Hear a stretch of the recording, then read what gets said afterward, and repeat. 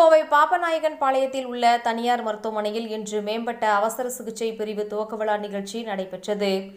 இதனை தமிழக மருத்துவத்துறை அமைச்சர் மா. சுப்பிரமணியன் ரிப்பன் வெட்டி துவக்கி வைத்தார்.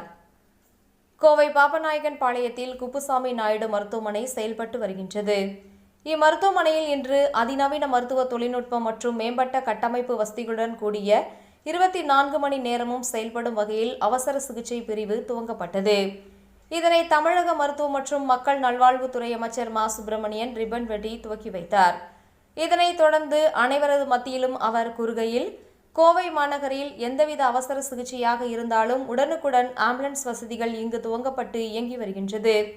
இதில் மேம்பட்ட ஸ்ட்ரோக் கேர் மற்றும் அவசர இருதய சிகிச்சைக்கான 24 மணி நேர பணியாளர்கள், சிறப்பு மருத்துவ நிபுணர்கள் இன்று துவங்கப்பட்ட முகாமில் தயார் நிலையில் எப்பொழுதும் இருப்பார்கள் எனவும், இங்கு பிரத்யேக குழந்தைகள் சிகிச்சை பிரிவு, இருதயம், பக்கவாதம், தனிமைப்படுத்துதல், அவசர டயாலிஸ் மற்றும் பிரசவம் ஆகியவற்றிற்கான தனித்துவமான பகுதிகள் அமைக்கப்பட்டுள்ளது.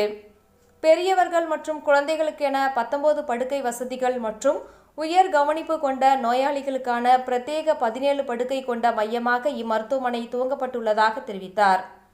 இந்த நிகழ்ச்சியில் கோவை மாவட்ட ஆட்சியர் கிராந்திகுமார் பாடி, மாநகராட்சி ஆணையர் சிவகுரு பிரபாகரன், குப்புசாமி நாயுடு அறக்கட்டளையின் அறங்காவலர் கோபிநாத், GKNM மருத்துவமனையின் தலைமை செயல் அதிகாரி டாக்டர் ரகுபதி வேலுச்சாமி மற்றும் மருத்துவர்கள், செவிலியர்கள் என பலரும் கலந்து கொண்டனர் என்பது குறிப்பிடத்தக்கது.